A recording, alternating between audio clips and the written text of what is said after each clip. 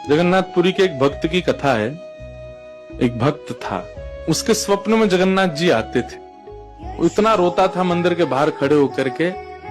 तो ठाकुर जी बोले, तू क्यों रोता है? बोले, आप बस मेरे साथ रहो, मुझे और कुछ नहीं चाहिए, और इस बात का मुझे अनुभव होना चाहिए कि आप मेरे साथ हो। तो भगवान जगन्नाथ जी ने उसको कहा, मैं तेरे साथ हमेशा हूं, और इसका अनुभव तुझे जब करना हो समुद्र की बालू में चलना, और थोड़ी दूर चलने के बाद फिर पीछे देखना, 2 पैरों के निशान तेरे होंगे और तेरे बगल में 2 पैर के निशान मेरे होंगे। उससे तुझे पता चल जाएगा मैं तेरे साथ हूं।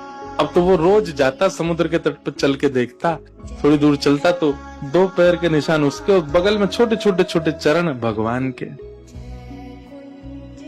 इतना प्रसन्न रहता था। लेकिन ये उसके घर में कोई घटना घटी, माता जी का देहावसन हो गया, बहुत कष्ट में आ गया, इतना पीड़ा में आ गया, रोने लगा, बिलखने लगा। अपनी माँ के जाने के भाव से तुरंत दौड़ करके गया। बोले, मैं मन को शांत करने का एक ही तरीका, पता चले जगन्नाथ जी मेरे साथ।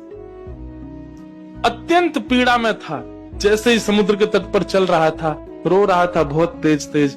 पीछे मुड़ करके उसने देखा तो 2 ही पैरों के चिन्ह थे। जगन्नाथ मंदिर के बाहर जाकर बोला, मैं समझ गया, मेरी माँ का देहावसन इसलिए हुआ क्योंकि आप मुझे छोड़ के चले गए हो। अब आप मेरे साथ में नहीं हो। आपने कुछ दिन मेरा संग किया, उसके बाद मुझे अकेला छोड़ दिया। नाथ, आप ऐसा कैसे कर सकते? मुझसे क्या अपराध हुआ? रोने लगा, बिलखने लगा। जगन्नाथ जी रात्रि में फिर स्वप्न में आए। क्यों रो रहा था? बोले, नाथ, आप मेरे साथ थे हमेशा, और आज आप मेरे साथ नहीं थे। मैंने जाके देखा 2 ही चरण चिन्ह थे, और आज ही मेरी माँ का भगवत धाम गमन हो गया। इसका मतलब आपने मुझे त्याग दिया ना? मुझसे कोई अपराध हुआ है? भगवान बोले, नहीं। तो फिर आज आपके चरण चिन्ह क्यों नहीं थे?